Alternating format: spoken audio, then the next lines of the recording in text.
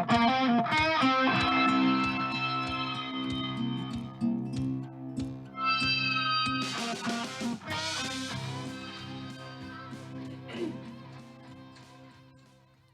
welcome back to the Survivor Girl podcast. I am your host, Heather, and today I have Nicole Babb hanging out with me. But before we get into that and introduce her further, I'd like to go and put down the disclaimer.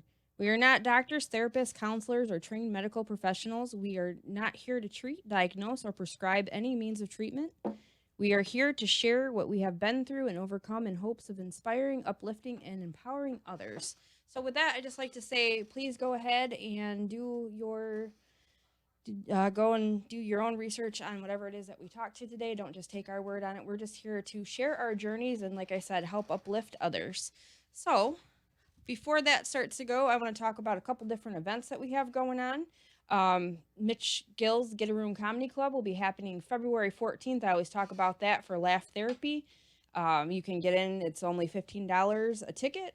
The doors open up at 6 o'clock. The show starts at 8. There's several different comedians that he brings to the Caro area, and it's at Brentwood. You can order food beforehand, find your table. On events like that, because it is Valentine's Day, the tickets will go fast. So you might want to get a hold of him. You can contact him on Facebook at Mitch Gill's Get a Room Comedy Club and reserve your seats now. If you have 8 or more, you can reserve a table ahead of time as well, so you can all sit together. Other than that, I just want to kind of introduce you. We've got Nicole Babb hanging out tonight with me in the studio. She's here to share her journey and tell us a little bit about what you've gone through and surviving and thriving through it. We actually met at the Survivor Circle that Crystal LaFay had put together. There were several different women there, and your story was very, very empowering. All of the ladies were. All of their stories were incredible. But yours stuck out to me, and with you and the whole, like, the video, when you look at the video, if you guys haven't seen it, it is on YouTube. It's on Crystal LaFay's YouTube channel, and we'll get the link for that for you. It's a Survivor Circle. She had these shirts made up. What on the shirt? I'm trying to remember. I know it was a warrior sign on it, or I believe it said, "We're not victims, we're survivors," or warriors. warrior. Yeah. It was very, very cool to come together, feel comfortable in a setting like that. We went out to Stone Cottage Farms. We talk about the Farmer Chrissy and Farmer Dave, not in the episode, but we've talked about them a lot on our episodes with Don't Make This Weird and Survivor Girl. Very cool place. There was a lot going on that day, a lot of animals running around. Yeah. The flies were kind of going, so you can see a little bit of the swatting in the video and everything.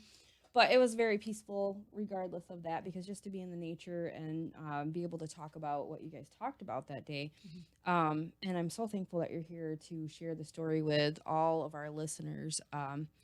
It's incredible to survive through something like that and to give that hope to others. So I'll go ahead and let you kind of introduce yourself, and we'll get started talking about your journey. Absolutely. Like she said, my name is Nicole. And thank you for having me. I thought this was an honor that you would ask me to be a guest on the show. I admire what you guys do. Well, thank you. I think a lot of people, like myself, because I didn't know there was anything like this, and I could have used that, in my past. So I had, so I felt like I wasn't the only one going through it. Yeah, and that's something that we've had people reach out to us and let us know, is that by doing this show and just all the different stuff, all the different journeys that people have come on the show to talk about, they have felt that not feeling alone, having a hope, and I started this out with just wanting to reach one person.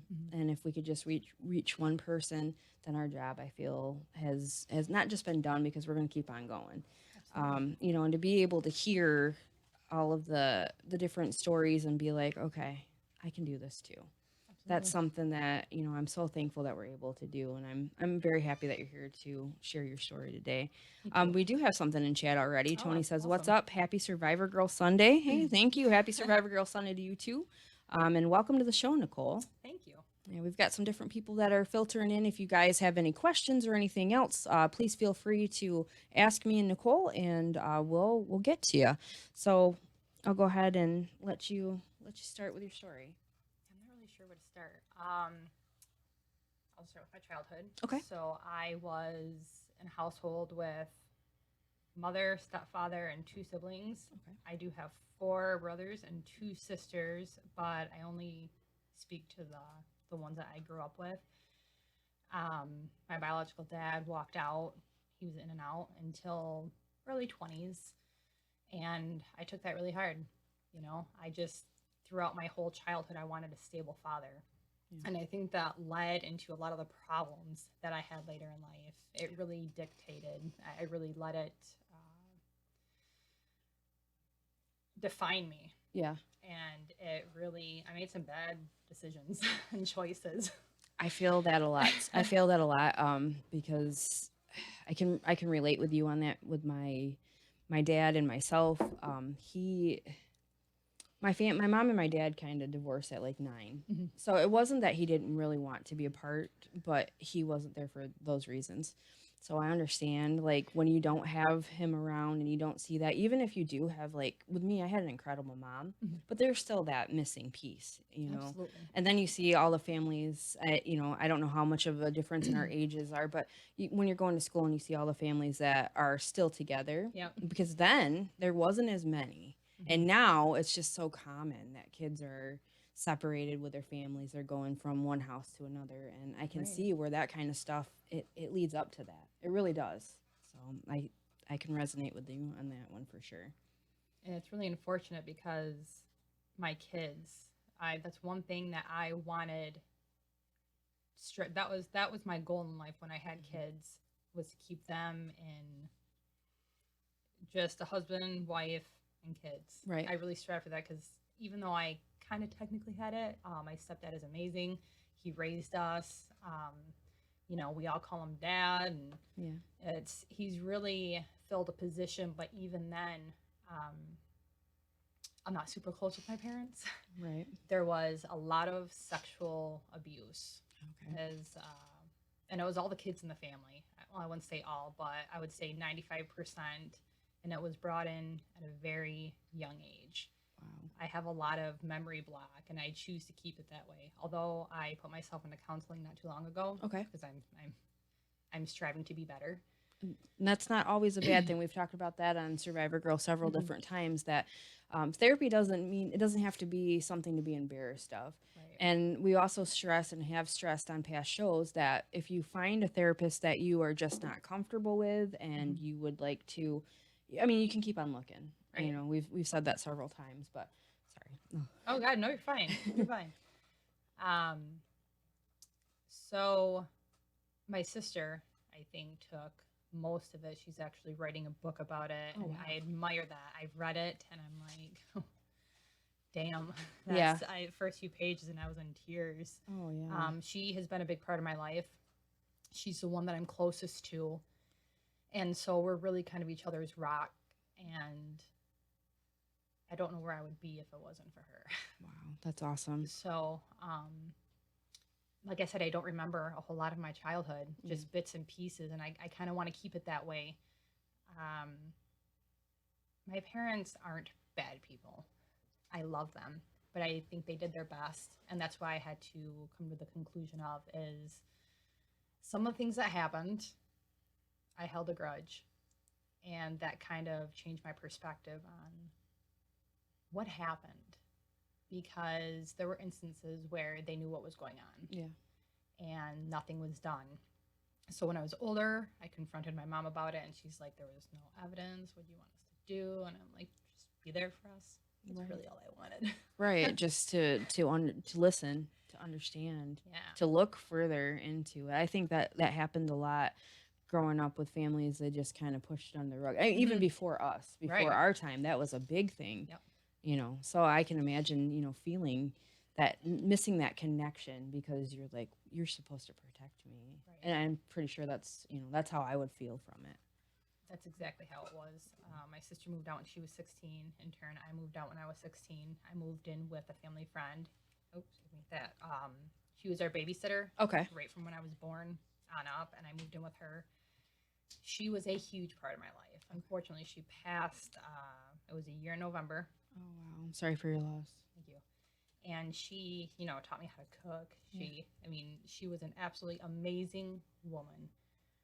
So back to my teenage years when I started remembering more and more, I got into drugs at a very young age. I started drinking at a very young age, probably around the age of 12.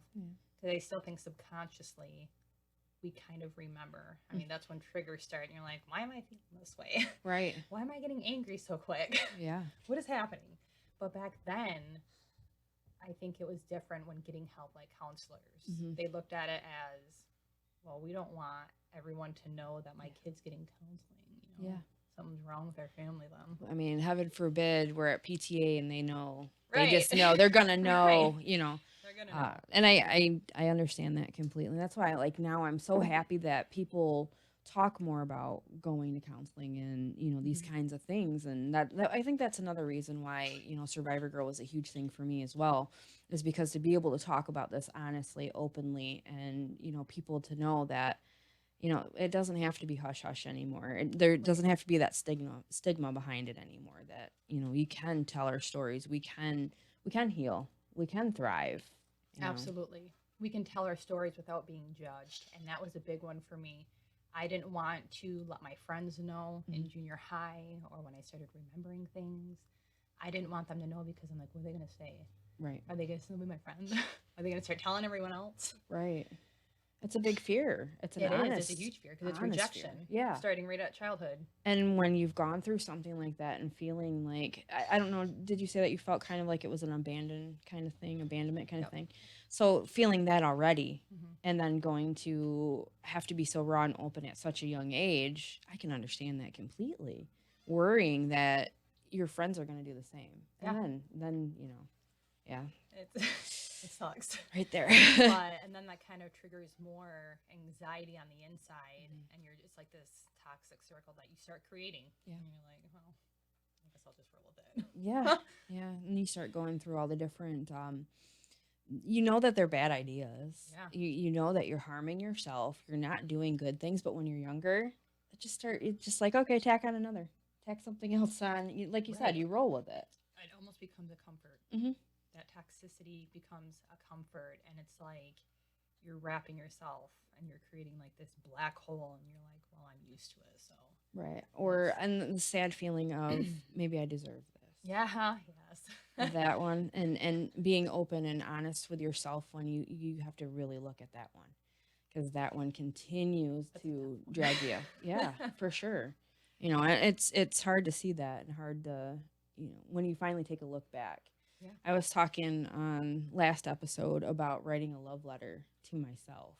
And that was one of the things that was a challenge that we put forward, was to write one. And when I actually sat down and did it, and I broke down last week about it when I was talking about it, because that was one of the things in my letter that I forgave myself about, was it wasn't my fault.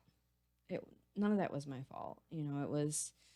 It was just so much stuff that happened. And like I said, I had an amazing mom. I'm not saying that my dad wasn't either. Of course, there was things that happened, through childhood. But, that kind of launched me too. And I know that's why I can feel this on a whole nother level, because I've been there, but in a different way. Right. In my eyes, pain is pain. Yeah. A lot of people try to create different categories for pain. And really, there is one type of pain. And I noticed that a lot too, is when I would tell certain people, they would say, well, it's not that bad.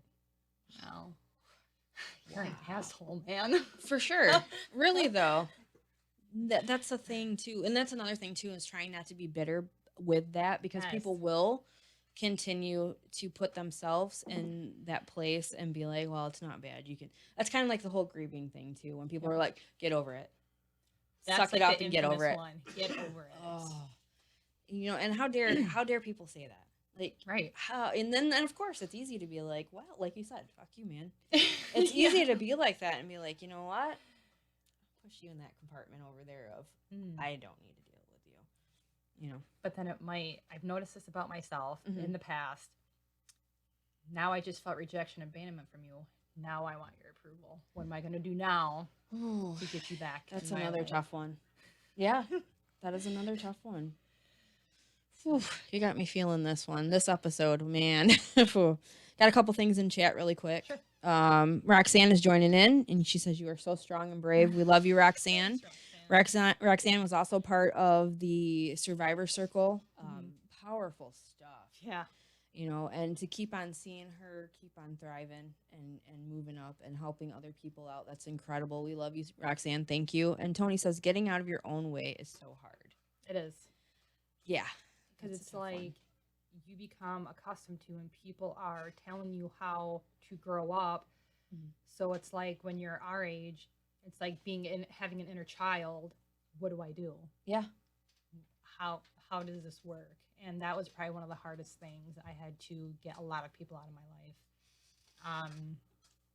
So I went to 3 different schools, and it was my 9th grade year when I started to get into some really, I had sex for the first time, and I'm like, oh, now I'm feeling the love.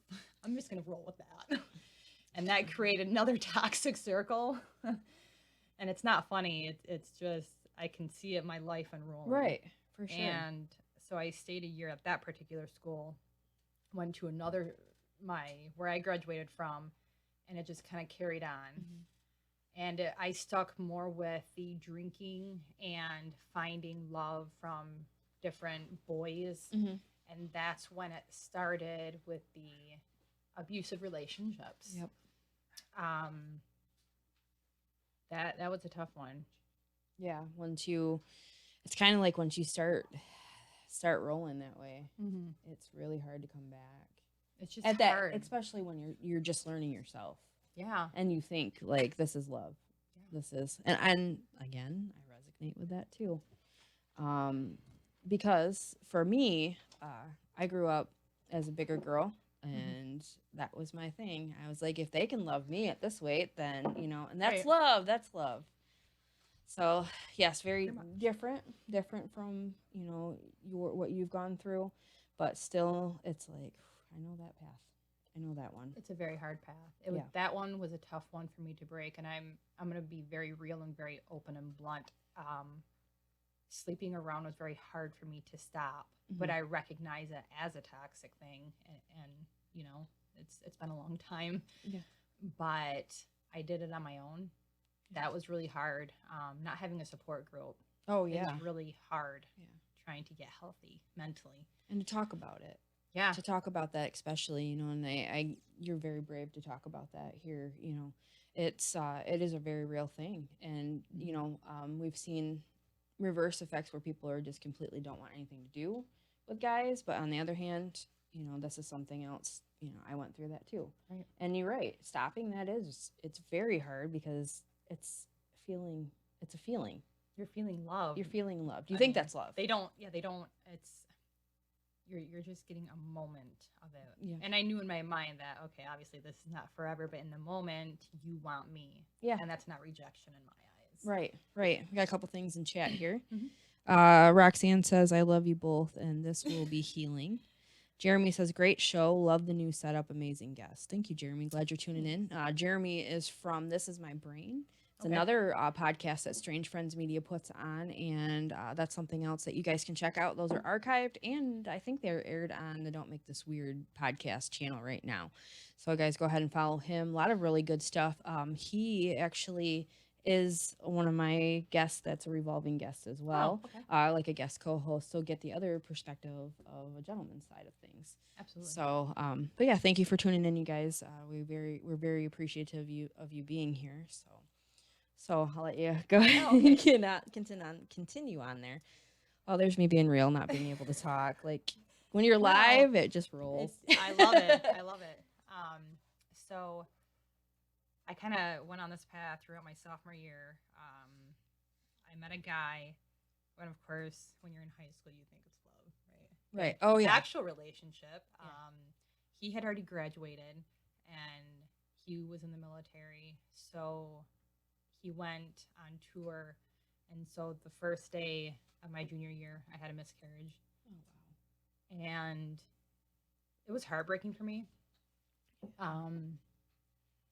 I remember going home, and I called my mom. She called my grandma, who lived right next door, And the shitty part about it for me is I'm laying in the hospital bed Oh, and wow. my mom's grilling me. And, they gave me drugs to kill the pain. Right. And so I'm not all there, and she's grilling me about who is the dad. And all I can think of is, what does it matter? You're just going through such a horrific thing right now, and that's all Yeah. she can bring. And Wow. so there wasn't much conversation for 2 weeks. I kept on with the alcohol. It killed the pain. That kind of lasted throughout my entire year of high school, and I let that define me for so many years after that. Mhm. When I when I got out of high school, my whole goal was I want to make a difference. I want to stand out. I got to do something with my life. I'm a very ambitious person, Mhm. and so that next year, it's really hard to talk about. That next year, 2007, I joined the military. I loved it. Thank you for your service. Thank you. Unfortunately, it was a very short term Mm. due to sexual trauma, and it was by a commanding officer, and it was hell on earth. So you try to go and do this amazing thing, and this shit happens again, and you're like, you've got to be kidding me. Yeah. And I do take I this isn't just one person's fault. Yes, he is very much in the wrong. It should not have happened. But I was so indulged in alcohol that I made some bad decisions. I put myself in a position to have that happen. And I know that probably sounds like, why are you taking responsibility for this sexual assault? Mhm. It's because I didn't get my shit together. I didn't know how to get it together. Right. So I put myself in dangerous situations. And so I got out, and I was a wreck. I didn't recognize the symptoms of PTSD at that time. I didn't even really know what it was. Yeah. So I got out. I put myself in AA. And that's where I met my child's father. And yeah, that happened. He was a very abusive person. When I was in the middle of my pregnancy, he was an alcoholic too. Obviously, he met an AA, and he would drag me up the stairs by my hair when I was pregnant with her. When it was all said and done, my girlfriend from the military, who was still in the military stationed over here, she lived with us, and he just went ballistic one night. Wow. He had a loaded 9mm, a gun, and the cops were called, and it was crazy. It was crazy. But I would walk back and forth to work when I was very pregnant because he wouldn't pick me up. So as you can tell through my story, I'm still in this toxic circle of bullshit. Yeah. And Wow. I still didn't recognize how to help myself. Not at all. So he was in jail when I gave birth to my daughter for domestic violence. And I met my ex-husband after she was born. Great guy. Yeah. He helped me raise my daughter, and I will forever thank him for that. But he was quite a bit older than me. So you take a person who's still an alcoholic, and he was big into drinking. Yeah. Another abusive relationship. That was an abusive marriage. I do take a lot of responsibility for that. I would get abusive because I didn't know how to express my anger. I didn't know the tools. We were married for 9 months, divorced, married again, found out I was pregnant with my other child, and then we divorced 9 months after that. So, yeah, a lot of. He had gone to jail too. One night we were drinking, and I think at this point he didn't know how to please me. I didn't even know how to please myself. Yeah. He took me to a club. We'll call it that. Okay. All right. I don't know how deep I can get here. However, so he took me to a strip joint. Okay. Which I thought was kind of weird, but I'll roll with it. And he's like, pick a girl, and we're gonna take her home. And I'm like, no, what? What exactly? Yeah. So you are facing rejection your whole entire life, and now your husband wants you to take a stripper home? Are you kidding me? Wow. So we got into a fight. We're on our way home. And he takes my phone. I'm ready to leave. He takes my phone. He takes my wallet. He tackles me off the front porch. Wow. And it was just a fucking whirlwind after that. And obviously we didn't make it. But after that, I moved back. I moved up to Bay City to try and reconnect with my biological father. Mm. That was short-lived, like a couple months. And he was back out of my life. And so now I'm raising a daughter, a child, all alone. And unfortunately, when we got divorced, because of my PTSD, he had a very good lawyer. I only get my son every other weekend. So it's extremely hard to talk about that. Oh, imagine, yeah. The kids are supposed to be with their mom. Right. And so with all the trauma that happened in the military, he literally uses that against me. And I use that for leverage for himself. Yes. Wow. So, moved back up to the area. I had a girlfriend who had me meet one of her friends. This was the relationship that had me get my shit together. He, almost 6 years, the cheating, lying, narcissism, manipulation, double standard. At one point, he told me to go kill myself, and I tried. Luckily, it wasn't successful. He said this world would be a better place if you were not here. Oh my gosh. So think of almost 6 years. Well, at this point, I think it was like 3. And you love this person, and you hear that person again, rejection. And then the next day he would go, I love you. What's wrong? Like, something's wrong with you, man. How does that? Yeah. Him and his girlfriends would laugh about how I was a jealous bitch because I didn't like that. I was with him.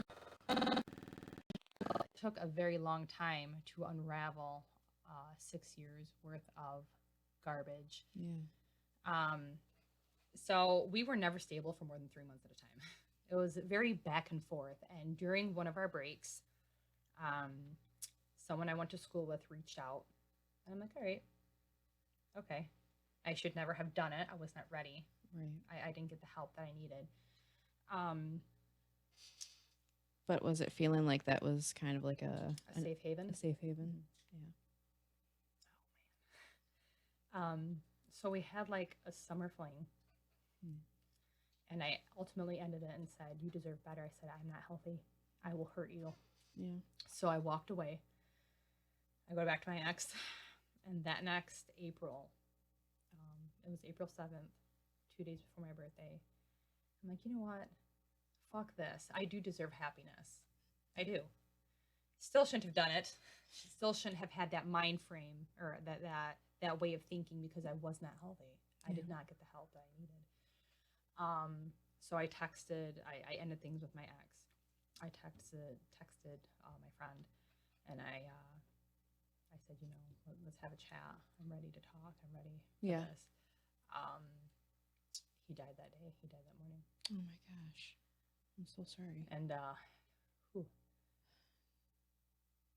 he was 25 years old, and he was the most grown up, loving man that I have ever met.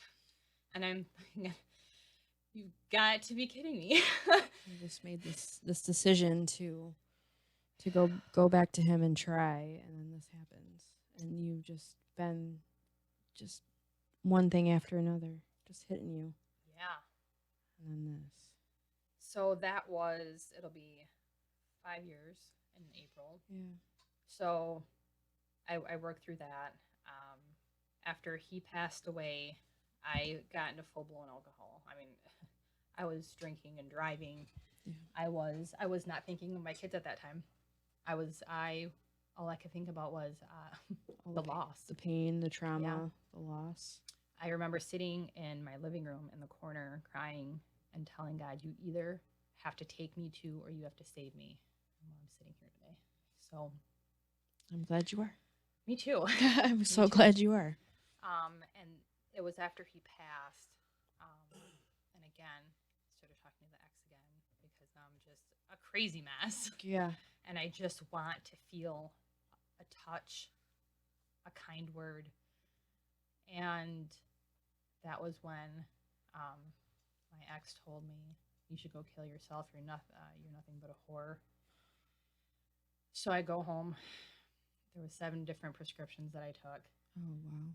I remember laying in bed, and at this point, my child's father picked her up, and I knew they were going to be gone for about 3 hours. And I know it sounds like the shittiest thing a parent can do, but at that point, I was feeling nothing but pain, and I just wanted to stop. Yeah. And it was really hard to do that because I'm like, I'm not a good mom. It was drilled in my head for 3 years that I'm not good. So that abuse and that hold over you. Yeah. And so I'm laying there going in and out, and I can feel it. And all of a sudden, I don't know, higher power. Mm-hmm. I don't know what it was. It said, "It's not your time yet." And it was like clarity. Wow. I sat up in bed and I'm like, I got chills. this is insane.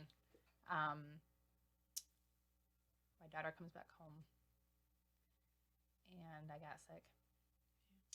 And she took care of me that night. I just told her it was the flu, and that was really hard to work through because I'm like, you were so selfish to almost take your own life, and now you're making your daughter clean up for that. Awesome. you're making, but she doesn't know that. Right. And so I go back to my ex, and at this point, knowing it's wrong, I'm just there because it's out of comfort now. Yeah. 6 years go by.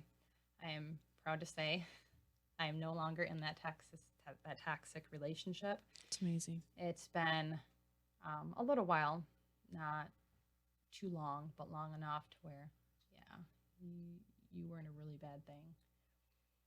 That's when I started counseling. That's when I did a lot of meditation. I'm spiritual, so I found amazing women that have helped me through this. That's awesome. And then, so that year that he passed, I had 2 more friends that passed. One from an OD, one from a rare jaw cancer. And then I lose a person who's like my mother a little over a year ago. And all of that was really hard for me to cope with. Really hard. And of course, in between being a single mom and just trying to make ends meet, like, what am I doing with my life? Right. trying to figure that out amongst all of the trauma and the losses. Yeah. Right. And I don't know. Maybe you could say that I seen the light. Maybe you could say that I grew up. I still have things to work on, but I am very happy where I'm at. That's good. That's amazing. Everyone's got shit. No one's perfect. That's very true. Very true. And I think the big thing is navigating through, because we are going to lose people. Mm-hmm. I mean, and that's horrible. We're going to have to make decisions to keep ourselves moving forward and to dig through all of the stuff growing up, all of that, and trying to get out of that hole is tough. But you found that path for your journey. And so do you have something like a regimen that you do on a daily to keep yourself, like you mentioned, meditation and stuff? Is there more to that? I picked up running. It's not every day. Yeah.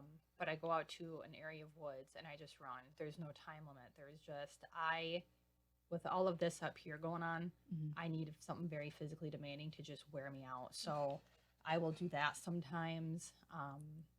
Deep breathing.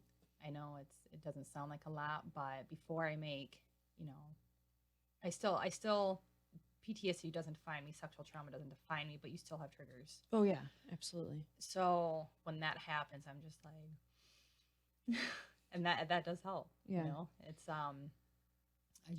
I really think about it before I act. It's sometimes just taking that little, like you said, the breath. Even I can understand where that could be something that would be very helpful, because it gives you time. I learned of the 5, 4, 3, 2, 1. Mel Robbins. It's kind of like resetting your brain when you have an idea, because there's, like you said, there's triggers of stuff, there's things that we all go to or Mhm. go to. For me, a long time it was food. So for me to stop, I used to smoke and different things like that. Mhm. For me to get that craving, that idea out, it's like 5, 4, 3, 2, 1, and then okay, what else? What was I doing? It's Right. kind of odd. Like it's the weirdest thing, but if you can find these things that can help redirect, I mean, it's part of that journey of healing, and. Absolutely. It's life-changing for me. And I oh, I'm sorry. sorry. I Go was ahead. gonna say, and I seen that you actually are Reiki certified I too. am. And can you explain a little bit about that? I don't usually do it myself because it is so much more effective when someone else does it. So it's energy. You're using energy for healing. It's amazing. So That's there's cool. you have 7 chakras, and they can get out of whack. Mm-hmm. So you're Yep. using energy, usually from the ground or the sky, and you don't ever want to use your energy because then it like depletes. But you still do. You still are using your energy to do, the Reiki. Yeah. So I have this wonderful woman that I go to, and I noticed one time it helps a little. After three, I'm like, yes, I have got this shit. Let's go. Yes. That's awesome. That is very cool. Yeah. So I noticed that I need a lot of alone time Mhm. to ground myself. I work in, there's a lot of people around. So I notice I can get out of whack too. I mean, just like different energy. Like I Mhm. can just sometimes tell, and you're like, oh, I just need to go home and be alone for about 2 hours. Yeah, it's kind of like sometimes it feels like you're just so overwhelmed feeling everything else, because you can walk into a room and be like, okay, yep, somebody's way off. And this time it's not me. Like, thankfully, it's not me this time. But, but then you start feeling for people. You start picking up that, and then you start feeling, well, Yeah. Oh, No, okay. yeah. I was, No, I was I like, know where you're. I know. I do. But, Yep. So it does become overwhelming. And then if you have that whole, I can help out. I can do this. I can go Yeah. here. Yeah, I understand the alone time Or you go into completely. a room and you're like, I feel it. Where's it coming? Hey, Oh, there come you over are. here. We Yeah. need to talk. Yep, it's you. It's you. That's for sure. Tony's saying that thank you for sharing your story. Nicole, big hugs to you right in the feels. For sure. I mean, whenever you talk about stuff like this, it's just like layer after layer of things that you've had happen, and to see you go through all of those to be to where you're at. And like Mhm. you said, it's always, you're always growing through what you're going through. Right. You have to be able to be patient with yourself too, I feel. I know the frustration happens when you are just not seeing results quick enough. But so many years of that. Yeah. It takes a lot. And for you to be here and telling your story, you've overcome a lot. You're still working. You're still working the process. And I think that's important that people understand. It doesn't matter how long it takes. You really have to be able to be patient with yourself and work the process Every day. every day. It's not just a quick fix thing. Not. It is not. I have very bad days, just like everyone else. Mhm. And recent situation, another situation, I can tell the way I handled it now versus back in my early 20s, completely different. So I started seeing someone, and you know how you know when it just kind of clicks. I mean, we sat there for 3 hours, and we literally just kind of laid everything out. I think we were both at that point where we're like, we're tired of messing around here. Yeah. Either, it's we were just getting to know each other. Yeah. Well, this kind of went on for about a month. How do I word it? I want to. I felt like I was going to handle the situation differently. I didn't want to go in with expectations. I wasn't going to judge. I was going to go with the flow. I learned that if I just go with the flow, and if I don't have expectations, I don't get let down. Okay. If it's positive, okay. If it's negative, then I'm going to go. Yeah. I see myself out. Exactly. Yeah. So a month goes by. It's good. We're going with the flow, consistent on seeing each other. he's showing me that I matter. Different. All right. I like this. All right. And I shit you not. I'd be damned if this didn't happen again. Oh, no. I mean, he begged me to trust him. Yeah. And I'm like, okay, this, a couple weeks, I'm just gonna go for it. I should have been like, my head should have been, what are you doing? Mm-hmm. But I didn't want to do that. I just wanted to go with the flow. And, a little after a month, he said he wasn't sure because his past is still haunting him. And I'm like, you know what? Thank you for your honesty. I appreciate that. You take all the time you need. Yeah. I have never been so understanding in a situation in my entire life, but I feel like this situation I handled impeccably. I made sure to give him his space. I didn't bug him. I was careful because you could just tell I've been on that path. Mm-hmm. And I just wanted to be a good friend. And so 4 days go by. We don't talk, which is fine. And then he's like, hey, can I come over and see you this year? And he's like, I want to try it. Mm-hmm. And that was when he told me he loved me. And 2 days later, last night, when we all walked in to where we went, he was there with another woman. Oh my gosh. Not only that, not one word was spoken. He didn't say anything to me. And everyone was just staring at me. And mind you, I went to his Christmas party. He went to mine. And so like everyone's staring and I'm like, man, something doesn't feel right. And it was just, I couldn't tell you what happened. I'm not saying I was perfect, but all I ask for is respect and honesty. Yeah. And so then again, it goes right back to rejection. Mm-hmm. Not so much abandonment because we weren't super involved, but definitely rejection. And I'm just like, I should have seen that red flag. And that's something that we beat ourselves up about all the time. But, and we have to remember that too, because of feeling the abandonment and stuff prior, that we have to be, okay, that's not on us, But I mean, yes, yeah. I go through that too. And I'm like, I should have seen that. Like, I should have seen that coming. But that's another thing too, to remember to not be hard on yourself because people are good at lying. People are good at presenting themselves as somebody good. And if you have a good heart and you're good, they can pull one over. And I'm like, I didn't really beat myself up. And I'm like, what sick person does that? Yeah. Like I've seen some crazy shit in relationships. I've been in one, but he made me feel so wanted. Yeah. And then it turns around and then like, so I go home and he texts me after it must have been when it closed. Yeah. And he goes, you are a gift from God. And I'm sorry. I'm sorry. I'm an idiot for not seeing it or whatever. And I'm just thinking, are you fucking kidding me? Yeah. Those words even, like, come on. Yeah. So, I think he's incredibly damaged. And I don't mean that in a bad way because I was incredibly damaged. Right. And I still I'm still on my journey of healing.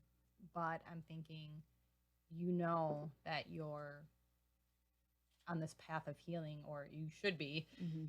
And that you obviously weren't for certain that you wanted to be, in it with me. You had to have known. Right. That's kind of, so it hurt so bad. But the people that I was there with, especially Roxanne, that girl kept it positive all night long. And she's like, don't let him see it. Just keep going with it. Yeah. I'm like, okay. You got me, girl. And I had a couple other friends there, and I'm like, I eventually left because it got too much to handle. Yeah. And I think a part of it absolutely was him. He hurt me bad. Yeah. But I think it was the past creeping out my ex, and I'm like, I went outside and I just let it all go because I've also learned I want to be able, this is very helpful when it comes to healing for me. Yeah. I need to feel my emotions. If I'm hurting, I need to feel the hurt. If I need to cry, let me just stand there and cry. You don't have to do anything. I need to get this all out. Yeah. if I'm angry, then I want to feel it, because when you keep that inside, you're creating so much damage. Yeah. It turns into other forms. You get sick. Yeah. I've had that happen. There's just so many things that can happen if you don't let it out. And I know some people have been raised to not like the whole if you're gonna cry, go to your room thing. Yeah. I know we've all Yeah. been there, right? Yeah. I mean, if you don't learn how to be okay with letting yourself cry, yeah, it can get very, very bad very quick. And it did. I was outside and I was an absolute wreck, because I'm like, I took it to heart, and I'm okay today. I'm still going through it, but it's more of an acceptance, and it's like, you know what, you mm, you purposely created damage, and that makes me sick. Mm-hmm. The type of person that does things like that, I find diabolical. It's just straight up evil. Mm-hmm. And to not say anything, and for people who don't know me or my story, it might seem small, but when you worked so hard to get where you're at, and you take this leap of faith, and you're trusting your gut, and you're just going, you're just going with the flow, and then it just comes crashing down. Mm-hmm. And I this is a there will not be a third time. And So that's understandable. You definitely want to guard yourself as well. I mean, and then when if you find somebody else again, just it's hard to trust again. That's the thing. That's the hard thing, and that's something. If you experience something like this with somebody else, they can put you so far off of a path that you're supposed to be on. They can bring you down so far, and that's why I think it's so very important to be able to work through your stuff before you get into anything, Agreed. and so for somebody that's like that, knows that they're harming and they're doing something like that, like what would you say to them? Quit being an asshole. That's a good one. No, that's great. Like, you are literally killing someone on the inside, and you're okay with it. Really, but people like that, no matter what you say, no matter what you do, it does not register with them. Yeah. It's kind of more of like a karmic thing that needs to kind of bite them in the ass. Yeah. So it sucked, but I have the friends that were there that night had my back 100%, and I could not thank them enough for just being there, making sure I got home safe. And it's really funny the way that life works out. Yeah. Because some of my friends were actually really close friends with my ex, and they kind of seen how he was. And I mean, they just not taking sides or anything, but they're like, I just want to be your friend. And like, we hang out, and they're, we try to stay away from all of that, but it's just really funny the way that life works. I feel like I'm on a really good path. And it's unfortunate that it didn't work out, but it is what it is. I applied to the MSP. I'm hoping to go to the academy in the summer. Nice. I'm a go-getter. I want to become a cop. And most of all, I want to show my kids, especially my daughter, you don't need someone to be happy. I have beat that into that child's head, and she is such an awesome kid. That's awesome. That's great. That's great. We have a very open relationship, and that's all I wanted. I just wanted to be a good mom, and I want to show her that you can do it on your own. You don't need a family to be whole. And that's kind of where I'm at, is I have all these different friends, and you know what? They're my family. Yeah. And as I sit here and people are watching and listening and we're all talking, I'm very proud of where I'm at. That's amazing. And it's a good feeling to be there, even with going through something like this. And I applaud you for coming on, and still coming today. I know myself, when things happen like that, it's like, okay, got to get up, got to keep on going, because if I stay down here too long, I'm not getting up. Yeah. It's going to take, it's going to take me a lot longer to get back up. So Yeah. just kind of roll with the punches and you just keep on going. And it's incredible, for you to share your story and to be sitting here next to me going, I feel good that where I'm at, Yeah. even going through something like that. That's awesome. So, that's a message that we can put out from Survivor Girl, that you can go through so many different things, and from both of us, even relating on levels of, stuff that we've both gone through, different paths, but you can still go, you can still keep going, and you can find, like, even now you want to go into the academy. That's incredible. Thank you. And the pictures I seen of you doing the photo shoot. Oh, thanks. Wow. Wow. I mean, that was such a strong, like, the one picture for sure, with all the different words and Oh, the awareness, Yep, awareness for that was to depict um, victims of emotional abuse, and how the way that the picture was, how it looked on the outside, that's how we feel on the inside. Mm-hmm. It is so crippling. People think that words don't hurt as bad as hitting, punching, kicking, but it's mentally fucking you up. Mm-hmm. And you have to try to claw your way out of the pit of hell just to get back in it. And the worst part about that too is because it's inside. Yeah. People don't see, because it's easy to put on the face and be like, Oh, okay, yeah. I'm good. Nobody knows. And that's just the thing with people saying, like, with the illnesses or whatever that you have, that don't come to the surface, that people don't see physically.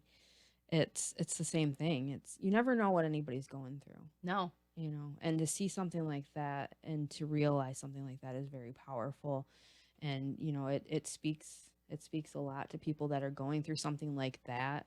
Like I said, it's really about being able to get a plan and move forward, and believing in yourself, even though you've gone through so much. It's hard. Yeah. But you're here. I am here. You're sharing your story, and I just want to thank you so much for being here today and being on Survivor Girl. And guys, we're going to look into the future here a little bit, and I have asked Nicole to come back as a guest co-host from time to time. And I'm hoping that we'll continue moving forward with some of the stuff on Survivor Girl and supporting her. I want to put that picture up, if that's okay to share. Oh, on the Survivor one Girl? of the, yeah. I'll send it to Okay. you through Messenger. Perfect. So thank you guys so much for tuning in on the Survivor Girl Sunday. We are so grateful that we are just hoping that the story at least reaches one person. That's all we ask. And if you feel like it's something that somebody needs to hear, share it, pass it along. Just keep on going and moving forward. And remember, guys, life is best lived.